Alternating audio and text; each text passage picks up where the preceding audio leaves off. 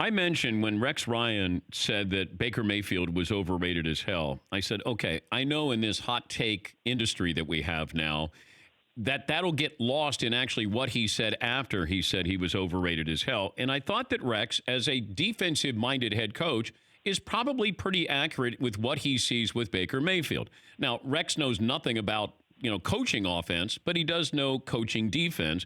And I thought the overrated as hell was it was clickbait, but then, maybe what was lost in the context of that was he was assessing Baker Mayfield from a defensive perspective, and I do trust his judgment on that. What did you take away from that quote by Rex? I didn't think it was clickbait. I thought it was fine. I think he's overrated as hell at this point. I mean, Baker Mayfield hasn't done anything.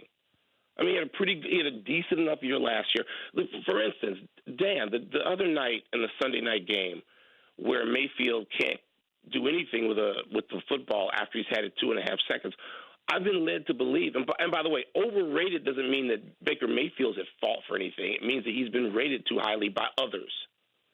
And everybody, every analyst, every former player employed by every network, including mine, I've been railing about this for months, all the entire offseason. They all want to talk Cleveland into being a good team. Yeah. And Baker Mayfield's not just part of it, he's the lead of it.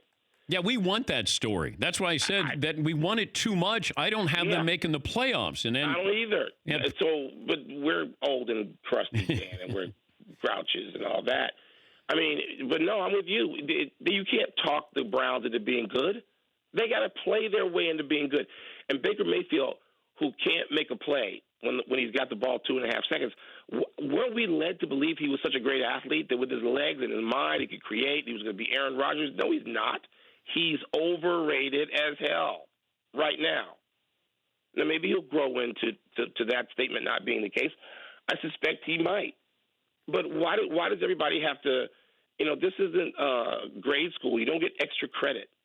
You got to earn this. And he hasn't earned anything yet. He's overrated. But also, we're the ones that create this. We overrate you, and then we scream that you're overrated when Baker Mayfield didn't overrate himself. No, but he us. popped his jersey. I don't have any real feeling of empathy for Baker Mayfield. I know, but okay, let's say like Lamar Jackson, everybody had their opinion. He's just a running quarterback. Then he comes out and plays well as a passer, and then we're the ones that labeled him, or other guys did. Hey, he can't play, he can't stay in the pocket, all these things. Then he comes out and he plays well, and then we're like, well, give him credit.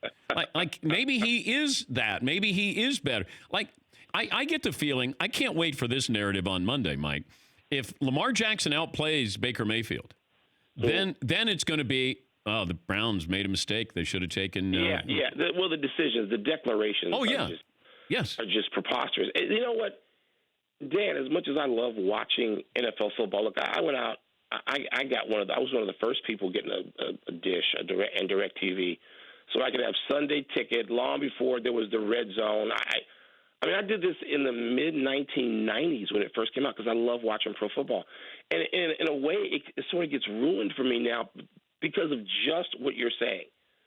So now I just wind up watching the games, and it's like, really, do I need the other stuff? Because it's going to make me angry. The declarations, the overstatements on Monday just drive you crazy. You're right. I totally agree with you. And I have to be careful. I don't know about how you handle this. I don't want to root against the guys who've been overrated because it's not really their fault. Yeah. And I got to be careful about that with Cleveland. But, God, the Browns were enemy number one for me for week one. I just couldn't wait for them because I just didn't think they were any good and didn't justify any of the hype that was heaped upon them during the entire – from February 1st. I know. People were telling us I said, the Browns, you mean they didn't get a bye into the Super Bowl? You would have thought they would have had a bye opening weekend because. At least that. Yeah. For more Dan Patrick Show, tune into Audience Channel 239 on DirecTV. Stream for free on BR Live or download the Dan Patrick Show app.